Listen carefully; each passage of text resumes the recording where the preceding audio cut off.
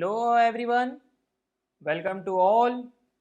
Subject Industrial Engineering, Chapter Sequencing, Topic Sequencing Rule for N jobs on one machine. So students, today we are going to discuss a topic in which we discuss sequencing rule for N jobs on one machine.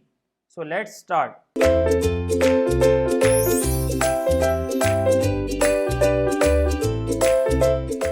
Sequencing rule for N jobs on one machine. There are the different rules which are used for sequencing for N job on one machine. The first rule is short processing time rule, SPT rule. In this SPT rule, jobs are sequenced in increasing order of their processing time. Please remember this, in increasing order of their processing time. That is, minimum time taken as first and maximum time is taken in the last. Okay students, in the increasing order of their the processing time.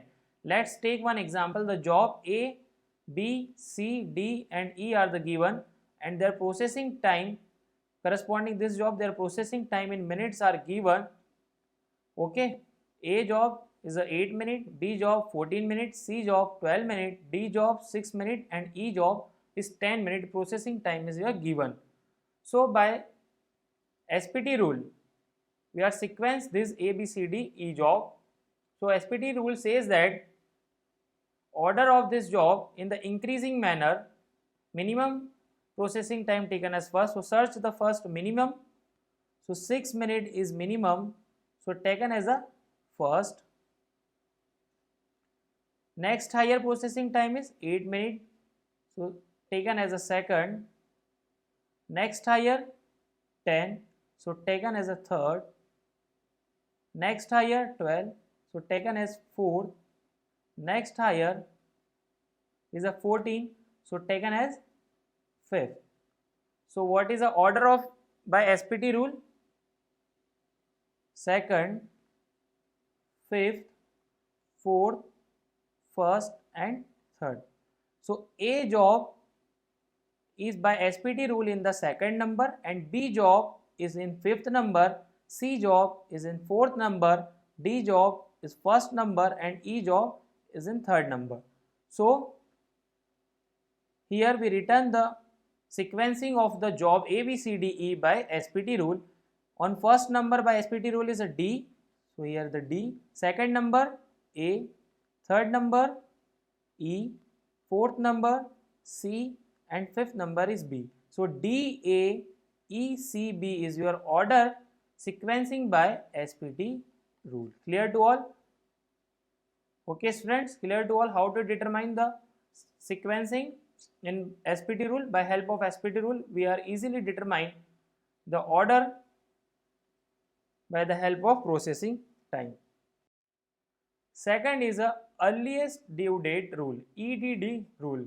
In this rule, jobs are sequenced in increasing order of their due date. That is, minimum due date is taken in the first and maximum due date is taken in the last. Here also the increasing order, we are sequence the increasing order of their due date, but in EDD we are determine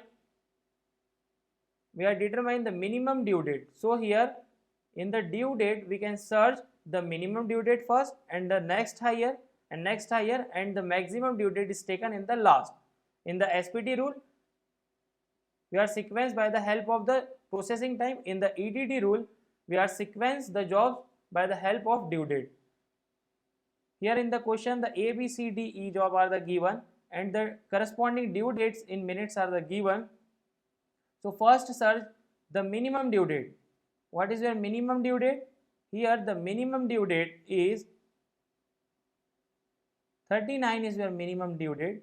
So it is taken as first. Next higher is 40. It is taken as second. Next higher 46. It is taken as third. Next higher 48. It is taken as fourth. And next higher is 51. It is taken as fifth. So by help of EDD rule the A job is taken in fourth number, B job is first number, C job is in fifth number, and D job is third number, and E job in second number.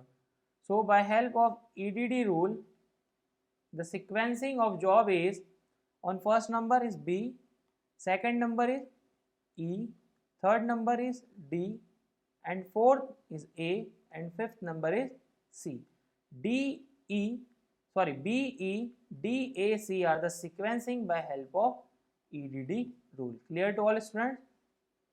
How to sequencing of the job by EDD rule? Okay, let's move in the next slide. The third rule is critical ratio rule. Critical ratio rule. First of all, discuss about the critical ratio. What is a critical ratio? Critical ratio is nothing but a ratio between a due date with respect to the processing time. With respect to a processing time. Okay, students? In the critical ratio rule, first of all determine the critical ratio, because in the given question the processing time and due dates are given. So by help of this formula, due date with respect to the processing time, determine the critical ratio of all jobs, and the job are sequenced in the critical ratio rules in such a manner that in the increasing order, the minimum critical ratio is taken as a first and maximum critical ratio is taken in the last.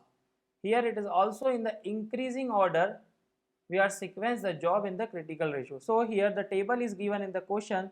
Job A, B, C, D, E are the given. The processing time in minutes is also given. The due date in minutes is also given. So first of all find out the critical ratio. What is a critical ratio? Critical ratio is due date with respect to the processing time. So calculate the A job, the due date is 48 with respect to the processing time is 8. So here the critical ratio is 6.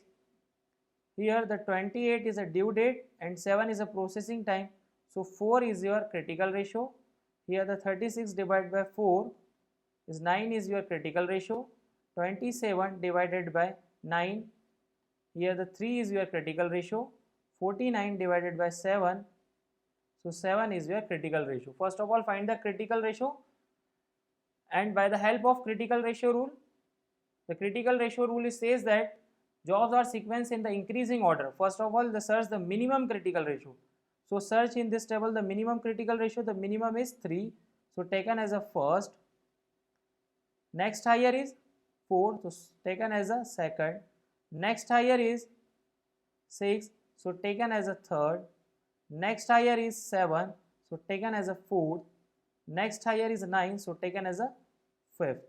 Here the job A is taken as third number, job B is taken as a second number, job C is taken as fifth number, job D is taken as a first number, and job E is taken as fourth number. So by help of critical ratio rule,